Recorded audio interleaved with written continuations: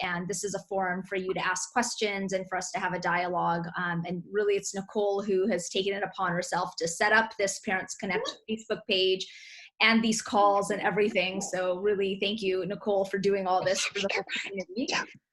Like Nicole mentioned, I set her and a couple other really amazing parents. My daughter Amara is 4 years old. We live in Northern California. She has a missense mutation and she's absolutely amazing and adorable. And like all of you, I am hoping that we can find solutions to help her have a better life and be healthier. And that's really what all our work in the Research Foundation is about. Great. Okay. And yeah, I hope this is manageable for us to all just sort of say a quick hello, Christina. Do you have another hand there? Do you want to introduce yourself real quick? Sure. So I'm Christina Grippy, and then this is Lydia. She's 9 months old. Oh, Kenna, if you want to come on this. And we're from New York, and she has a missense mutation. Great, great. And again, if everyone could just mute while you're not speaking, that would be great. Diane, do you want to do a quick introduction? We see Harper there. Hi, Diane Davis. I'm from Cloverdale, California. My daughter Kelly's from Santa Rosa, and this is Harper. She comes and visits while mommy works. And she has a frame shift. Frame shift mutation, yeah. And Diane has been helping us work towards some future fundraising, some events which you'll learn about. Charlene and Julian. Yes, hello. So this is Charlene and Julian. Our son is named Gautier. He's 18 months old. Yeah, 18. He has a deletion, and we are from France. Great. So nice to meet you. Nice to meet you all. Thank you. Thank you. Abby Tuckner? Yeah. Say hello. Hello. Hi. Tell them my name is My name's Anne. and where do we live? We live in Richmond. Hi, Abby, and this is Cheyenne. We live in Richmond, Wisconsin, and she has a missense mutation. Oh. So nice to meet you. Thank you. Mary Long? I am a mutation. Hi, Mary Long. I'm from Norman, Oklahoma. My baby is Caleb, and he's 9 months old, and he has a frame shift mutation. Nice to see you here. And next to Mary, I see a phone number there, 07222, a man right there. Yeah. Hello, I'm Eric from Quebec, Saint-Jean-sur-Richelieu, to be exact. Our daughter is Marieke. She is 9 years old. She'll come in about half an hour, so maybe I have the chance to present her to you. And she has a deletion on, FOXG1. Thank you. Nice to see you in person. We've spoken on the phone. Yeah. Okay, Stephen Schroeder. I see you. I see your virtual background. Yes. Hello from Germany, Leipzig. Do you understand? Hear me? Yes, we hear Yes. you. Okay. My son Yannick is nearly 11 years old. We have duplication. Yes. Great. Okay, Taline. Yes, hi. I'm from Laval in Quebec, Canada. My daughter Palini is almost 5 years old, and I think it's a delusion that she has. I'm not sure about that. Okay. She's right here. Hi, Palini. Great. Oh, hi there. Okay, well, Jay, I'm going to introduce you after. Magda. Hi, everyone. I'm Magdalena. I'm from Chile. I'm part of the board as well. So working with Nasha and Nicole just recently, probably a couple of months ago, a bit more, probably 6 or a bit, something like that. So from Chile, we have Diego. Diego is 2 years old. Just Friday, he turned 2. He has a missense mutation. Great. Laura Goins? Laura, I'm from Alabama. I have Joanna, and she's 2.5 years old, and she has a missense mutation. Okay, great. A lot of missense here. Rebecca Anderson. Are you able to? Sorry, it took me a second to unmute. Okay. I'm Rebecca. I have Elijah. He's 12. He actually has a mosaic deletion, 30% mosaic deletion, and he is 12, about to turn 13. Great. Great. And Laura Marie. Hi, I'm Laura. We're from Ontario, Canada, and I have a 6-year-old son, Bo, and he has a deletion. Great. Melissa.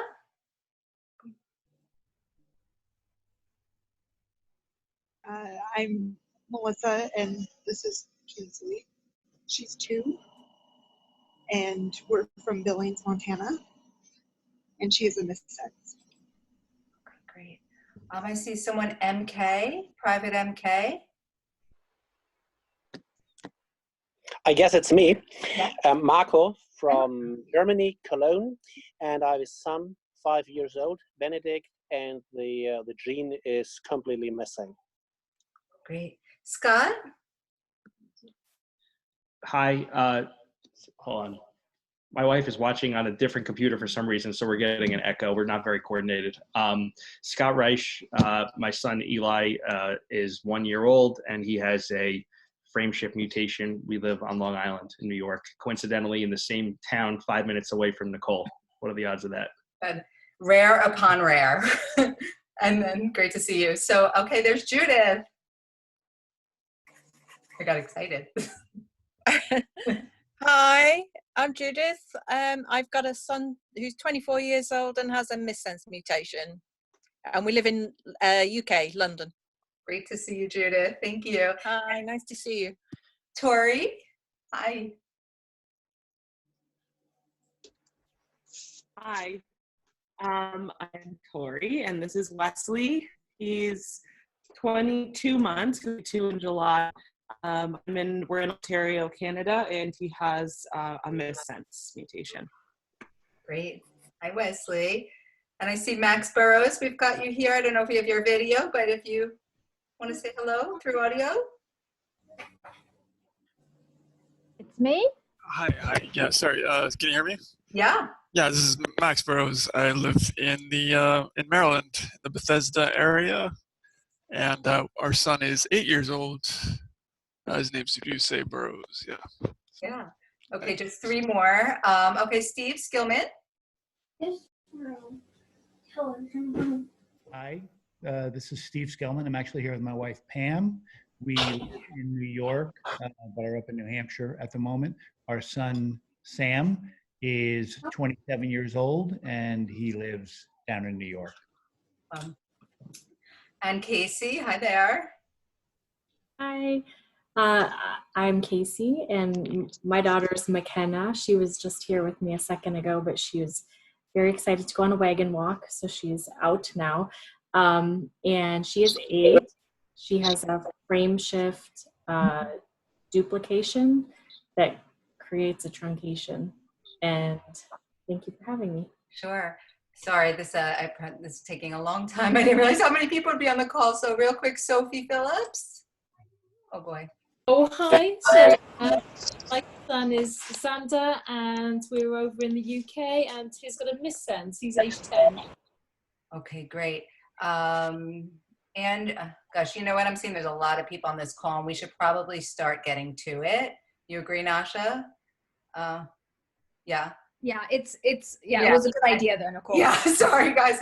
I see we have Angie, we have Monica, Kristen. I'm afraid that if we keep doing this, that we're gonna miss it at the opportunity to ask questions. Christine, we see you there. Okay, so we're gonna move forward. And then when you ask your question, hopefully introduce yourself. So first, why don't we, the first thing I just want to bring up, hopefully you all got the newsletter. If you did not get the newsletter, please let me know.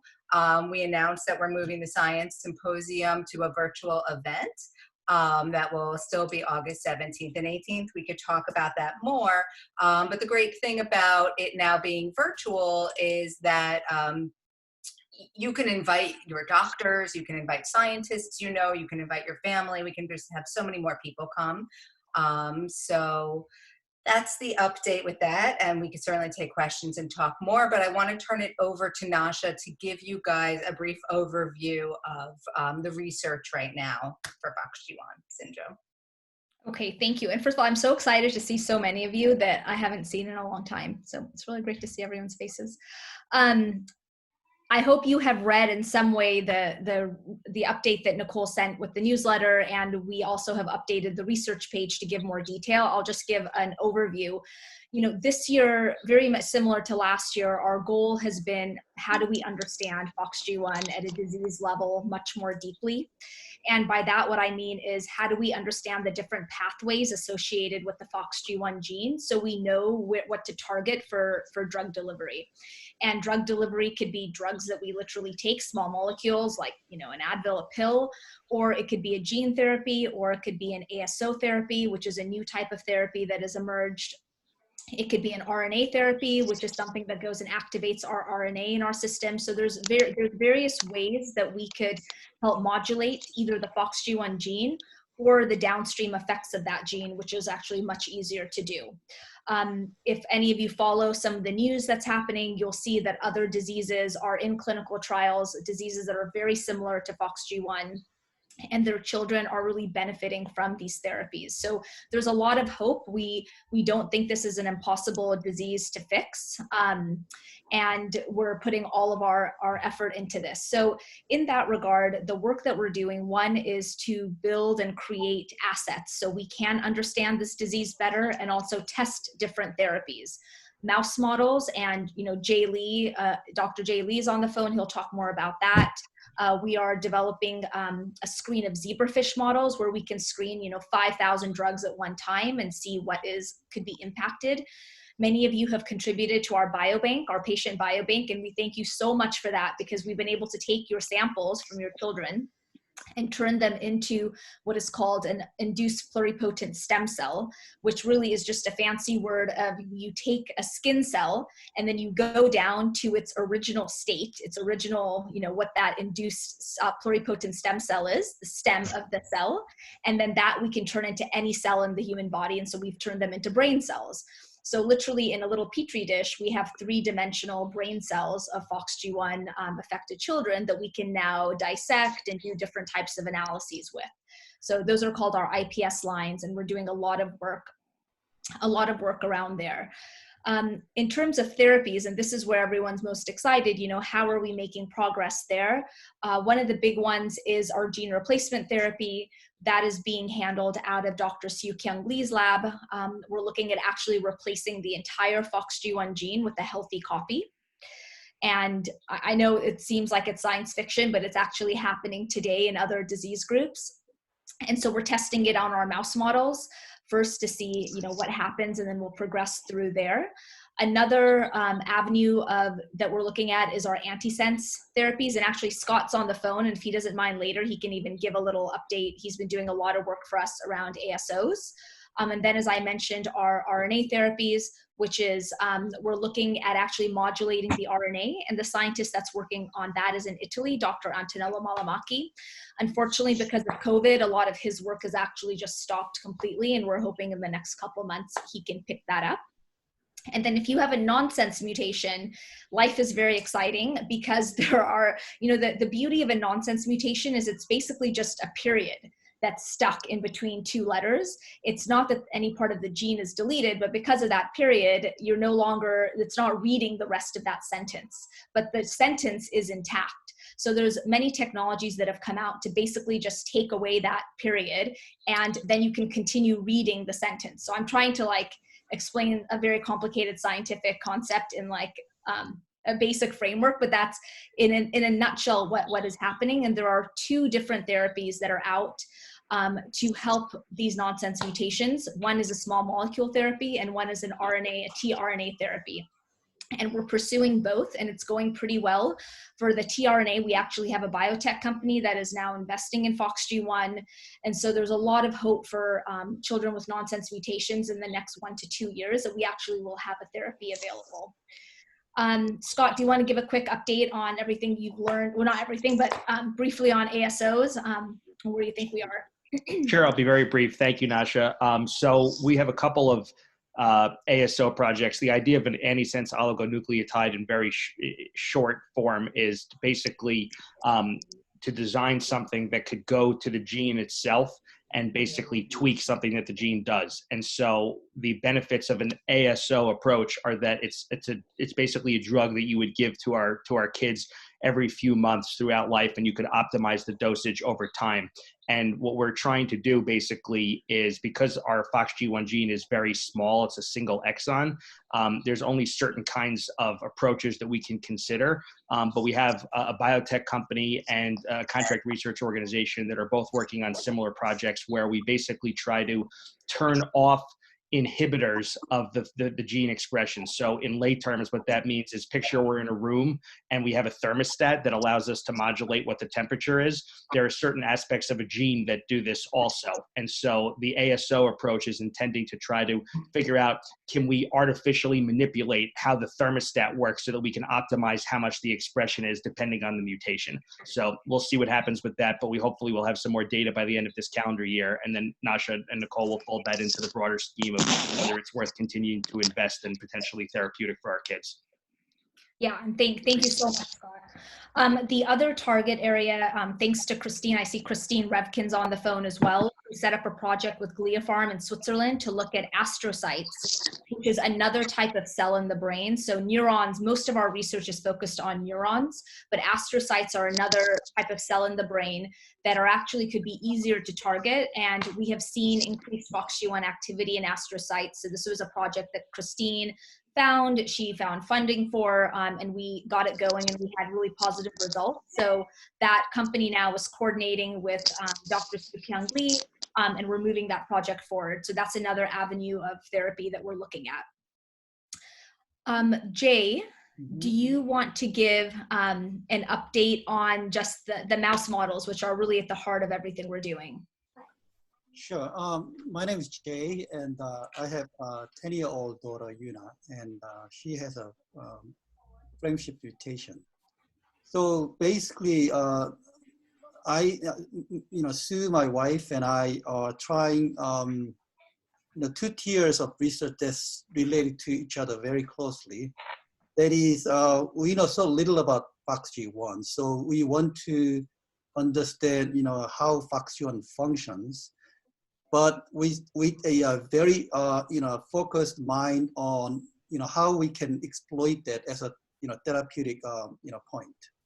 So one reason, so there are a couple areas we've been exploring right now. But so I like to emphasize, we know so little about FOXG1. So little bit of digression is that, when we moved to UB, we actually met a couple of collaborators, and I just want to start out with one collaboration that I like to share with you, is that we found that, this kind of like, in science world, this is kind of like really top-notch new emerging area, is that, within the nucleus, we have a cell, and then cell membrane, and we have a little organelle called nucleus, which contains all of our DNA, including FOXG1 gene.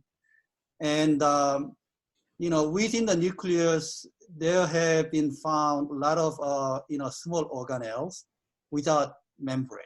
Normally in living cells, you need lipid membranes to form some sort of organelle, small organelle within cells. But within the nucleus, there are organelles without membranes. So this is sort of like pretty, peculiar physical, kind of like, transformation of purely, soluble, entity become sort of a, independent organelle. And that kind of, small organelle in the nucleus have been found to play important roles in, regulating gene expression. And what FOXG1 does is control gene expression. And we actually found FOXG1 does exactly the same thing. So FOXG1 kind of forms, small organelle within the nucleus to function as a, gene regulator. So we actually think the FOXG1, the ability of FOXG1 to form this small organelle is very important. And I mean, there are, a lot of stories, really, really exciting, but the bottom line is that there are already chemicals out there that can control these processes, these small organelle forming processes. So, if our studies, ongoing studies confirm that this organelle, formation is important for the function of FOXG1, that's what we believe so far based on what we know. We actually have a, this is really, basic science that I'm talking about. But then it has a direct implication, for a therapeutic point. So there are already, drugs out there that have been used as, drugs for treating, other conditions, FDA approved, and they didn't know how they did. But now, nowadays, we finally learned that those little chemicals function through these, small organelles that I talked about earlier. So this is gonna be, very translational. This can be a, completely new, therapeutic, venue. So we are very excited. So I'm just, talking about this as an example of, how we proceed with our research. So, Great. Someone's asking questions? No, I think someone's not muted, although I'm having a hard time figuring out who it is. But why don't we, so we don't run out of time for parents to actually ask questions about research and maybe how it pertains to their kid.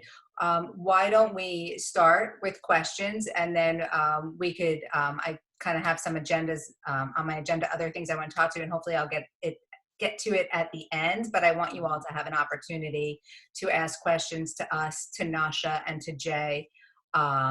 Any questions you might have.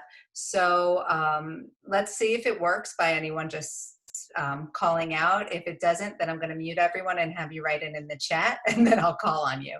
So does anyone want to start with a question?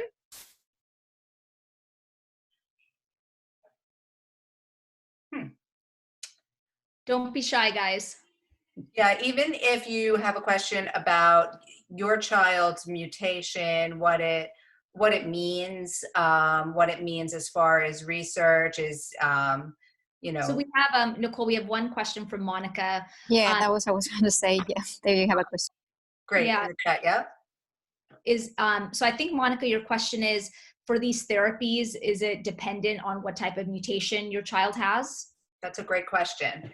Yeah. Yeah. Absolutely, absolutely. So so I was about to say something about mouse models we are building. So the reason we are basically building mouse models, whose FOXG1 gene contains mutations found in your kids, but they are like different types of mutations. So Nasha already alluded that they are like a mutation like stop codon can be probably tackled with current technology, but each of different mutations behave completely differently.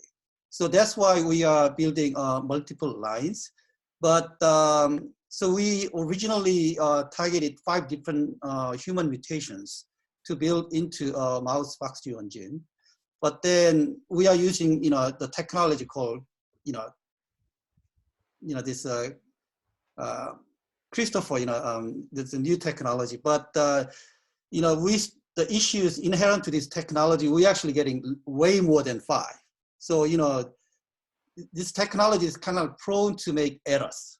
So we were, by targeting one specific region, we actually got more than one, and some of them, very interestingly, matches to other patients, mutations we know of already. So we try to target 5 different mutations, but now we already have like quite a few. So the bottom line is, all of these mutations behave completely different. So that's the main reason that we need to build these different mouse models and, trying to understand how these different types of mutations, behave. Right. Does it make sense? Yeah.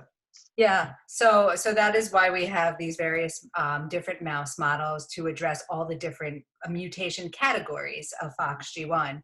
And what makes us all even rare upon rare, again, is that they behave differently. So these are all separate strategies and projects. And what Mary Long is saying, it sounds like the nonsense mutations are going to be the easiest to treat. Are the others more difficult? And I don't know that it means it's the easiest to treat. It's just that there is some promising science out there right now for nonsense mutations. But Jae or Nasha, do you want to speak to, are the other mutations more difficult? What is your answer to that, Jae? Well, I guess, this nonsense stop codon mutation is not necessarily, easiest, but, there are like small chemicals again that, can be used quite safely because a lot of them are, FDA approved drugs. And, but in terms of, so again, my answer would be kind of like, no to many of your questions because we don't know much about FOXG1. But going back to that, earlier, example that I gave to you, these chemicals that controls these small organelle processes, we actually map the region that does that. It is actually, the first 100, first like 60 to 100 amino acids of the protein FOXG1. So some patients, some of your kids have mutation making only the, it's actually called N terminal. The protein starts from N to C. So the N terminal, the beginning part. The beginning part of FOXG1 protein does that small organelle, formation. So some kids with mutation, producing only the N terminus, they actually inhibiting these organelle, formation processes. That's what we found. So that type of, patients might be relatively easily, tackled with these chemicals that control these processes. We can kind of interfere with that, these small fragments, negative action. So that's one example. So it really depends on, how much we know about FOXG1. That's what it, comes down to. So, basically we really need to understand different types of mutation. Then, we should be able to come up with, more feasible plan to, tackle this issue. So at this point, I would say, I mean, it's kind of, too early to say, but, there will be, different types of, strategies. Yeah. So, And to that point, Charlene and Julian asked, and Christine, I'll get to your question right after. And actually, Charlene and Julian just said, and this is really interesting, that with these different types of mutations, are they even the same disease? Because their impact on our children are so different. And when we talk about missense to the spectrum down to nonsense, it's, where in a missense mutation, the child really presents similar to autistic, whereas a nonsense mutation like Josie is a lot more severe. So what Charlene and Julian are asking is, just so interesting, I guess, speak to the point that these different mutations impact the child so differently. And I guess maybe, that's what you're talking about in the region of the, where the mutation happens. so B, right? Yes. Yes. So, yes. So, generally, so this also comes down to FOXG1 protein, itself. There are a number of, important characters for any protein actually. So, some mutation can affect the overall stability of the protein. So, you just with whatever mutation that affects the stability of FOXG1 protein, you lose FOXG1 protein, right? And but let me just start with generally speaking, missense mutation changes one amino acid to different type of amino acid. So, and depending on specific changes, some of those missense mutations would be almost no effect on the regular function of FOXG1 protein, right? But if this missense mutation falls onto a very important area of the FOXG1 protein, or again stability of FOXG1 protein, some mutation, missense mutation, amino acid A to B can dramatically destabilize FOXG1 protein. So then that will lead to very severe symptoms. And so not all missense mutations are good, but there's a much higher chance that missense mutation would be better, with milder symptoms. And but the other types of mutation, like frame shift and stop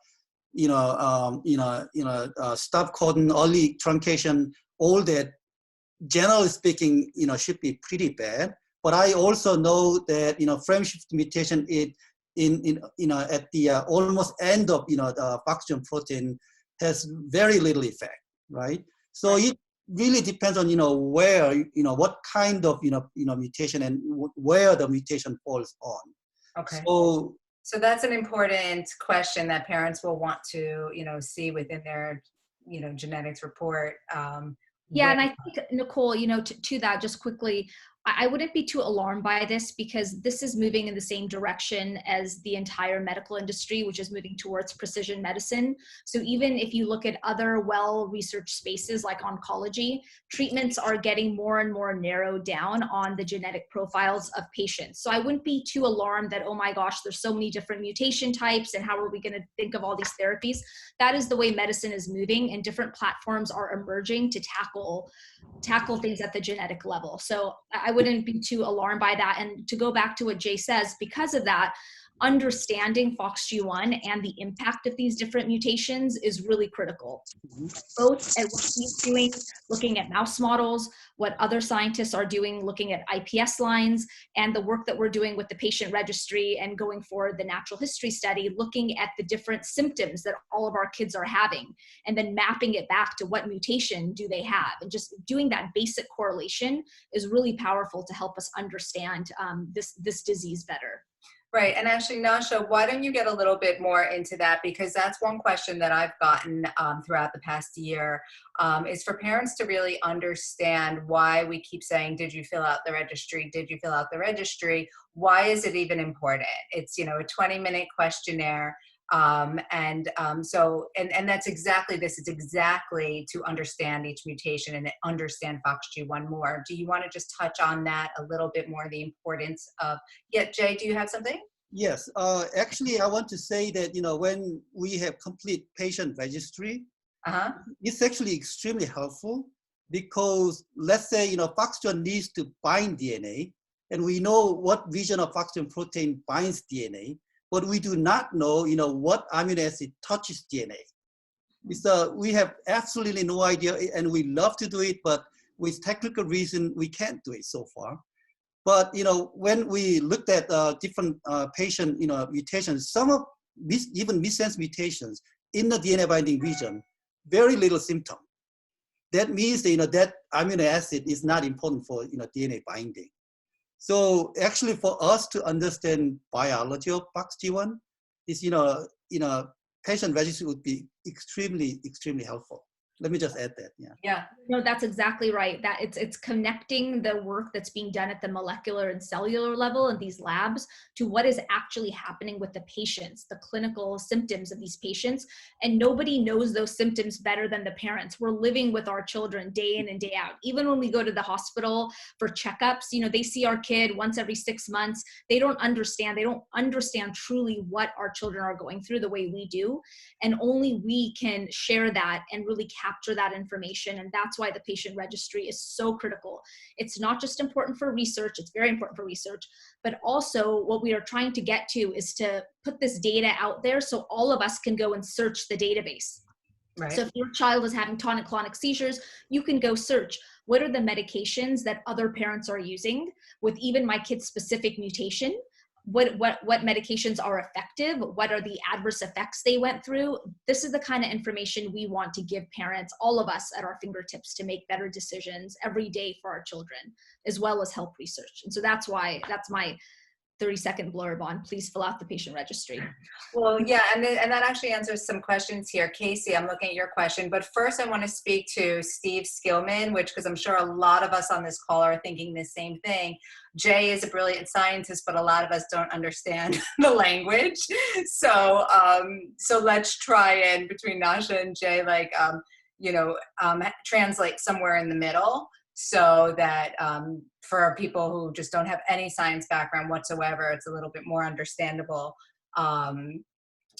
Okay, yeah. But like Casey was saying, as far as this research strategy, are we planning, is the goal to find a cure for FOXG1 syndrome, or is the goal to come up with disease-modifying therapies, is the industry term for it? And that's a great question, because yeah. A cure is a loaded word. I mean, what we're trying to do truly is find therapies to modify our symptoms. A complete cure would be to go back prenatally and fix the gene in the mother's womb, right? We can't do that. So we are trying to do whatever we can to help improve symptoms. And these can be pretty dramatic symptom improvements. So I'm not just talking about a decrease in seizures. I'm talking about like an increase in communication and a massive improvement in motor planning and development. Children who are in wheelchairs being able to walk. So those are the types of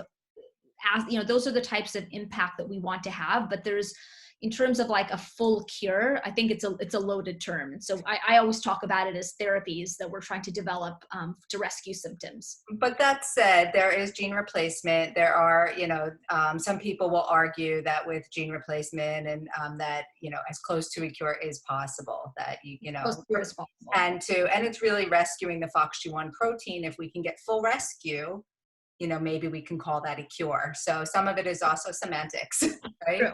Yeah, absolutely. Right.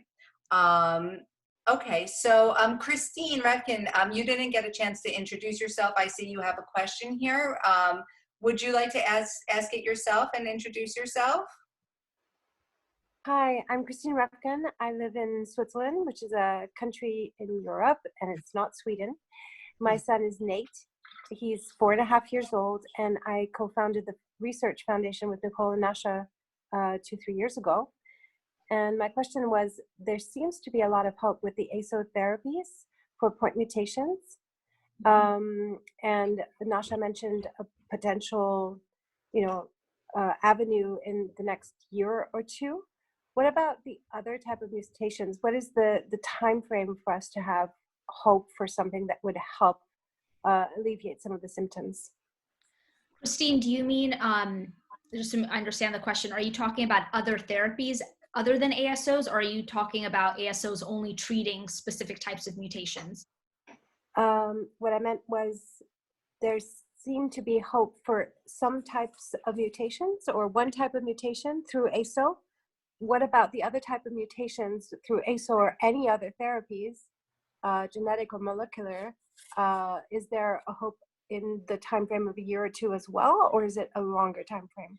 Got it. Okay, so the ASO therapies are not targeted at one particular mutation. It's looking at all mutations broadly, and the reason that ASOs are the timeline is shorter is because they've already been FDA approved for other disease groups. So toxicology studies have been done. It's not a one-time treatment. It's not like a gene therapy, a gene replacement. It's something that you have to give your child every 3 months potentially. So it's an ongoing treatment. It's not as dramatic. So there's a variety of reasons why the timeline for drug development for an ASO is shorter, but it's not specific to one type of mutation. Scott, do you want to add anything there?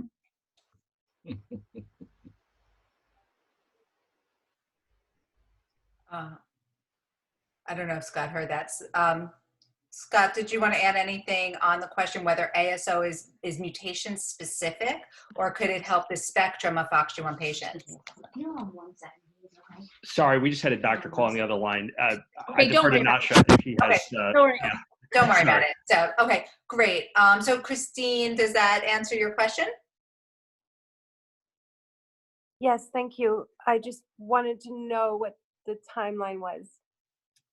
So, you know, we basically, a lot of it depends on just the luck of what happens. Right now, we're screening a whole bunch of ASO targets, and it really depends if one of them is successful. And if so, then we would take it forward in our IPS line. That takes a few months to go through and screen, and then it would go into a clinical trial. But again, if we don't have a hit on the first 5,000 targets we try, we'd have to go through that process again with a new batch and try to learn why that didn't work. So I know everyone wants timelines, and unfortunately, a lot of it is based on just the scientific experiments and do we see success and can we build on those successes? Brilliant, thank you. Thanks, Christine. And actually, Laura Marie has a great question and something great for us to talk about, because a lot of parents, you know, they want to feel like, well, it's, you know, do we have my child's stem cells? Do, you know, Laura Marie asked if we still need donations for the biobank. And so Nasha, I'd love for you to explain, you know, blood versus skin samples and what and how parents do this so that every parent is doing something towards research with their own child samples. Yeah, skin samples are always going to be better than blood samples. They're just more difficult to get. You have to make an appointment with a dermatologist and they take a little skin out of your child's usually arm. If you can get a skin sample, that is the most helpful. Those get turned into fibroblasts, that get turned into IPS lines. The blood samples are also important, and we can do different things with the blood samples. We're actually looking at an RNA sequencing analysis right now, but skin samples are always, so if you can do both, that would be excellent. And if you can only do one, I'd pick the skin, and if you can't do skin, at least donate some blood. Yeah. Can I add to that, actually? Sure, Yes. yeah. Yeah, so what we've been asking parents to do is mostly blood because it's not so invasive. And what we do ask is that not only the FOXG1 child donates a bit of blood, and usually it's just a little needle in the finger, so it's not so invasive at all. But we also ask the parents and the siblings to do it. Whereas the skin sample, we only ask for the FOXG1 patient to donate a little bit of skin. And it is a little more painful, but with local anesthesia and a good doctor, the child honestly won't feel anything. And you just make sure that you got all the documentation done ahead of time. And myself and Bonnie in the Netherlands are here to help you through that process if you have any questions. Thank you. Yes, and it's on our website under Parents and Caregivers. You'll see Biobank, and that's where you can sign up to get your kit. And again, Christine, we could reach you at registry@foxg1research.org with any biobank questions as well. There's a really good question that a bunch of people are asking that has to do with research and age of the child. And, you know, as, you know, I know for me, you know, it's as time goes on, we get nervous about that. So, Jae, do you want to, what is your thoughts on, is it on research on potential therapies and the age of the child? Say again. You know, are therapies going to be effective on children of any age? Can we help adult FOXG1 patients? Oh, actually, I wanted to touch on that, but you know, as Nasha said earlier, you know, we cannot reverse our kids to the womb. You know, it's a developmental impact already done. You know, there's nothing we can do. But you know, FOXG1 is very important for brain development in the womb. You know, fetus, and it's one of the most fundamental players for that. But many factors like FOXG1, once their job is done in the womb, is gone. You know, it's no more, no longer there in the adult or kids. But fortunately to us, we actually see, FOXG1 continues to be, expressed in the adult. And there are a couple of things, we have already done that shows, adult FOXG1 protein is really, really important.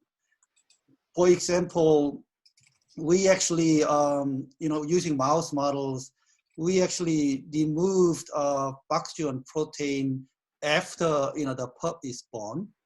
And we actually see same kind of, small brain, forming from this, by just removing adult FOXG1 protein, which was really striking to us. So we just thought, the developmental function, the function of FOXG1 in mother's womb was important, but we never thought about, there's this adult FOXG1 protein is equally important. It's probably, at least as equally important. So that's one, real hope we began to have, because now we have a, function of FOXG1 in the adult, that can be, tackled.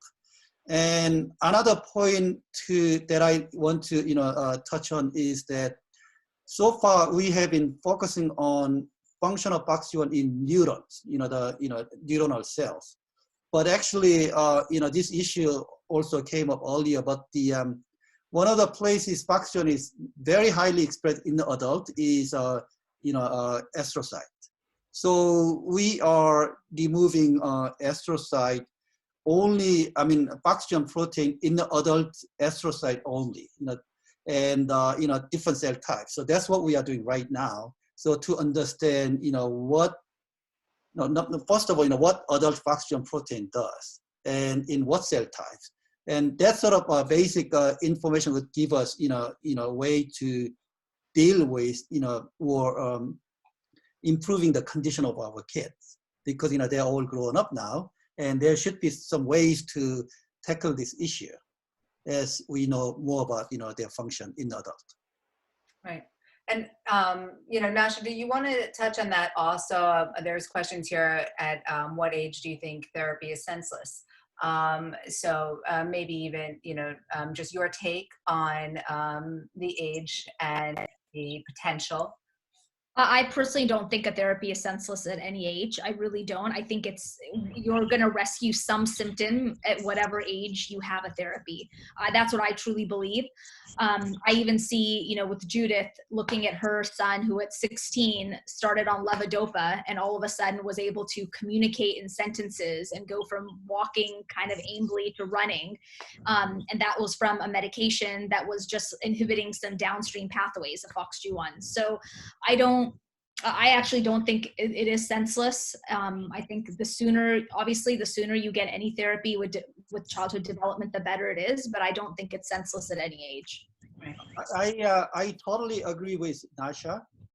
You guys hear?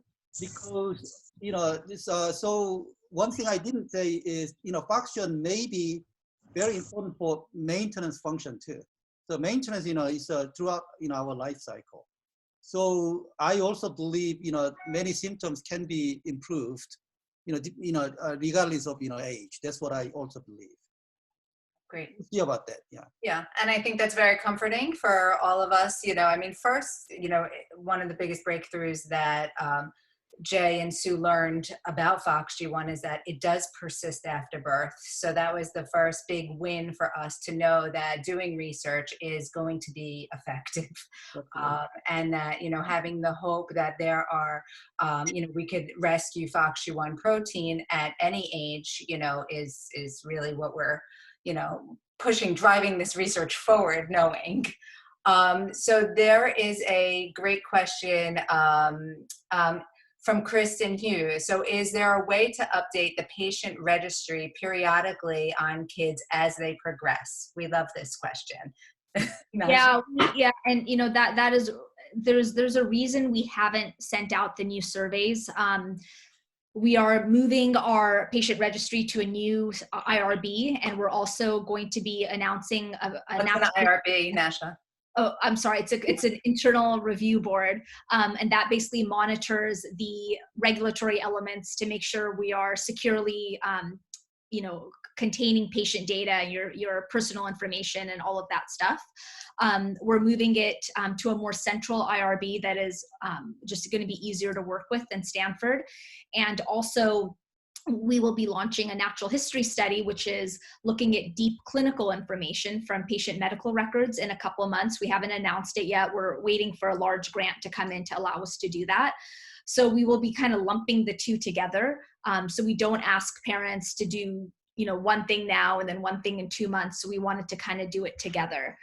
Christine and Bonnie, who are the amazing parents who manage both the biobank and the patient registry, are as anxious as everyone else that we get going and get the new surveys out, because the idea with the registry is, yes, every year we should have updated surveys so we're able to track development over time. I'm sorry, that was a long answer. Yeah, and I think what's really important is that as we add new questions to the patient registry, we're going to put out communications to parents saying, there's new questions, update your registry. So while we're always saying it's a 20-minute questionnaire, please fill it out, it's an ongoing thing. So as our children grow and there's new answers, because we're going to want to look at things like what medications helped seizures, what things changed over time. So the registry is not just a snapshot in time, it's through the history of the journey with your children. So we will continue, and we will all continue this together.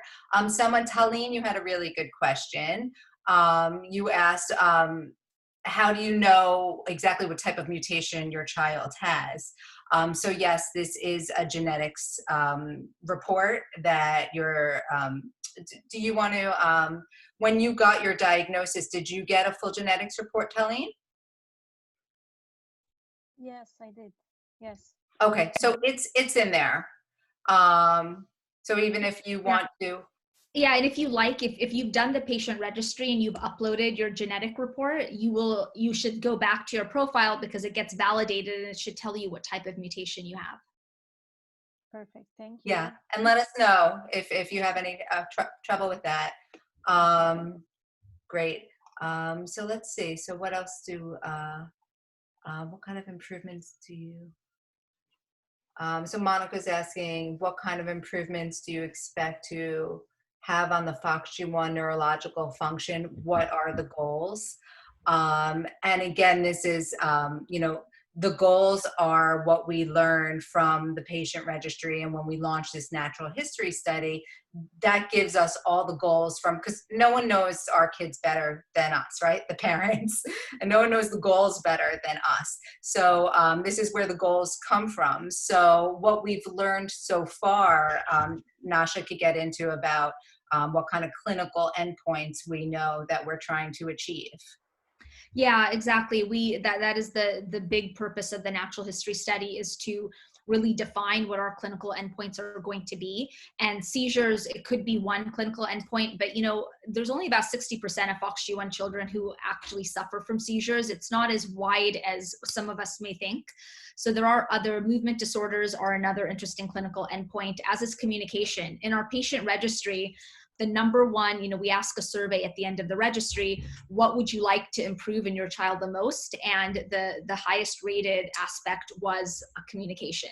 So that is a really interesting endpoint. The Angelman community, that's another rare disease group, used communication as a clinical endpoint in their clinical trial, one of their clinical trials they have right now. So I think the long answer, but the short answer is that there's multiple things that we are looking at improving on, not just seizures. Great. Sorry, Nasha, did you say that only 60% of our kids experience seizures? Yeah, it's about 60% of our kids experience seizures. From the information we have from the results of the first registry, which is the most comprehensive collection of data on FOXG1 patients. So, and Casey has another really great question that all plays into this, is understanding FOXG1.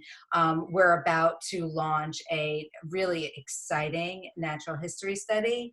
And I don't know how much I could say about it, but it's kind of flipping the natural history study that has always been done for all disease groups, kind of on its ass, pardon my French, and really going to help speed up the process and give much richer data to help get drugs out there, to help get therapies out there. So Casey, to answer your question, is this a different natural history study than the one that many people have been participating in through the NIH? The answer is it is, and I'm going to let Nasha get into why, because you know, if you've already been participating in one, it's like, oh gosh, there's another one.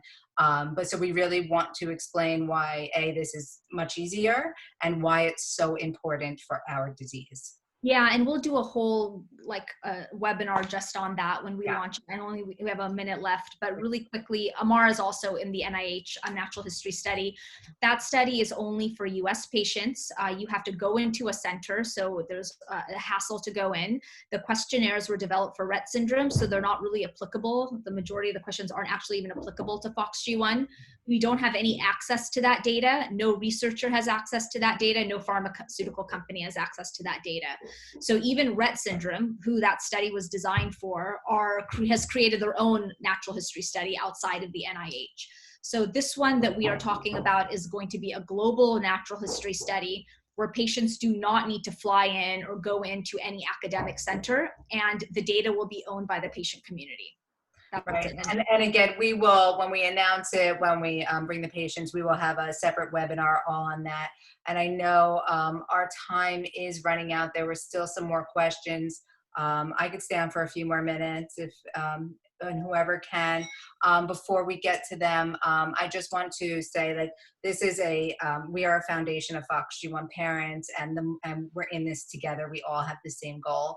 And the more we do this together, the more we can get done. So I know a lot of parents to join FOXG1 Parents Group did say you would like to help, and in any degree of helping. If helping just means, you know, following through with your registry and that whatnot, but we will set up separate calls for parents who want to help with grants, help with fundraising, and whatnot. So if you can reach out to me, we're not going to have time to all go through it now, and let us know in what areas you'd like to join and help.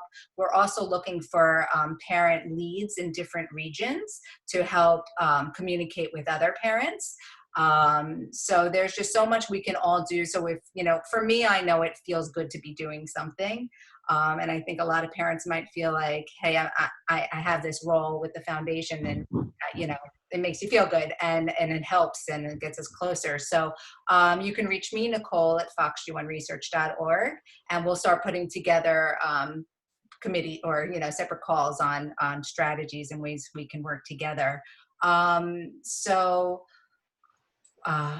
What else can I say? Should we have time for one more question? A few more questions? You're okay, Jay? You're okay, Nasha? I'm fine. Okay. Okay, so when the mutation is a deletion of the gene, is it expected dramatic improvements? So Borja, you had a question there about deletion. And did you want to ask that specifically? Well, actually, you know, we can probably classify, you know, different mutations into two different groups, I would say. One is, you know, by having whatever mutations, you completely lose, you know, FOXG1 protein. You know, that's one type. And another type we haven't really talked about is that, you know, by making, you know, some types of mutations, you know, like frame shift, you know, deletion, doesn't really matter, but they can still express part of FOXG1 protein, and those guys may have their own functions. That's actually, you know, pose another problem. So that's something we need to understand.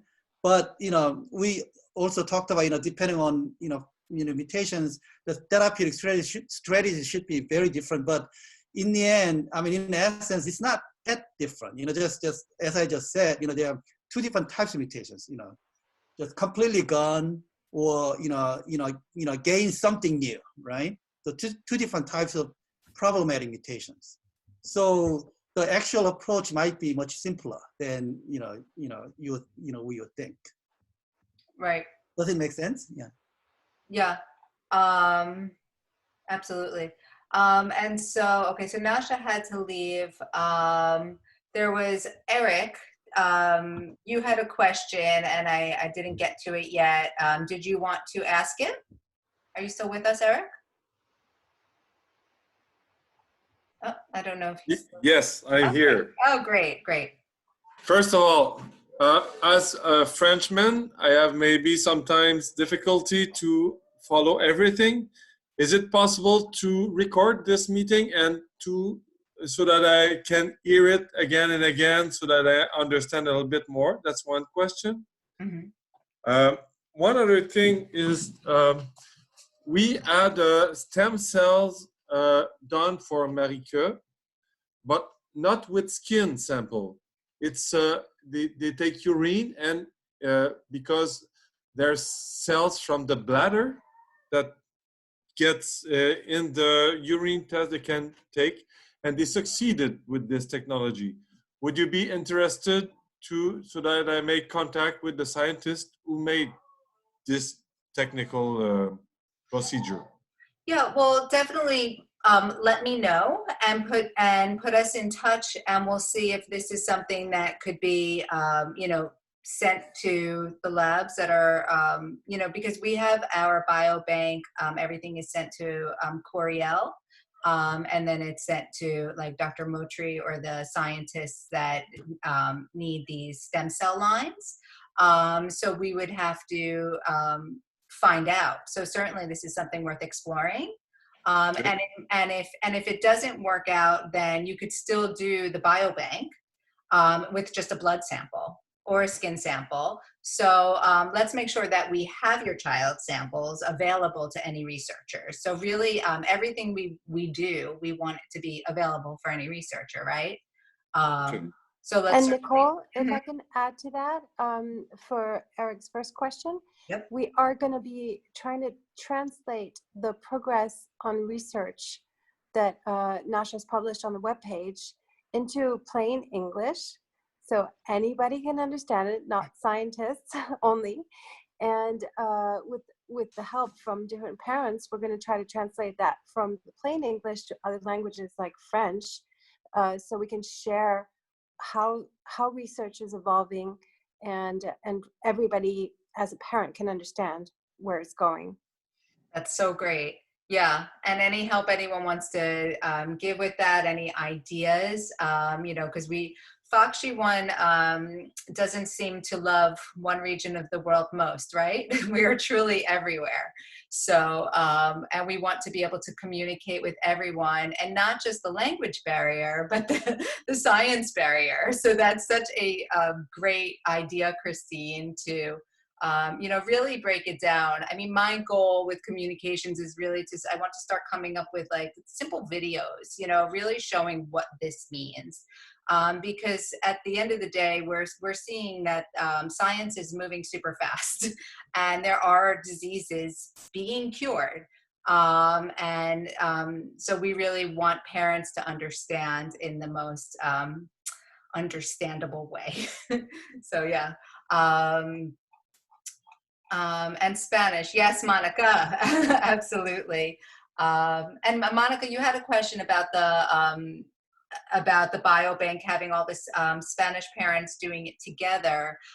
Really, there's a simple form on the website, but I don't know if it makes sense to send all the samples together. Right, Christine? It's like each parent should just do it through Correct. the website. At the moment, Monica, we have the flyer explaining what the registry is about, and we have a flyer explaining what the biobank is about in English and in French. So if I can ask for your help, we can translate it into Spanish, and we can make sure that all parents that speak other languages than French and English can understand what the registry is about, and how their data is protected, and how long it takes to fill out, as well as the biobank, what it really means, and how to follow simple steps to provide those samples in an easy way, and if possible, non-invasive for your children. Right. Christine, I can take care of that, definitely. Please send to me everything they have in English, because I don't speak more than Spanish and English. So send me everything that you have, because I thought that we had everything already translated into Spanish. So if we're missing anything, please send it back to me, and I'll make sure that it's available in Spanish for everyone. Brilliant. I will. Thank you. And as our time is just running out, I hope this is helpful for everybody, and I hope that this is something we can continue to do, and that you all are part of this journey, and we're going to just continue to work as hard as we can to see results for our children. If you guys have any ideas how we can make this different or better, or more ways for you to get involved, again, reach out to me.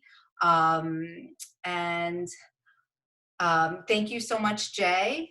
We are so grateful to have you, and it's such if everybody could go to our news page and make sure you read the article that the University of Buffalo just put out about Jae and Sue. It's truly fascinating how we have not only two of the world's leading neurobiologists on FOXG1 working for us, but also they're FOXG1 parents. So when you marry brilliance and passion together, we are in, I keep saying rare upon rare, and we're very grateful for you and lucky. Thank you all. Yeah, and thank you all for your email there. I mean the message there. So anyone with any question, I'll try to answer to my best. Great. All right, well, thank you so much, everyone, and let's continue to chat on Parents Connect, and we will do this monthly. All right, bye-bye. Okay, thank you. Bye. Bye. Take care. Bye-bye. Bye, everyone. Wait.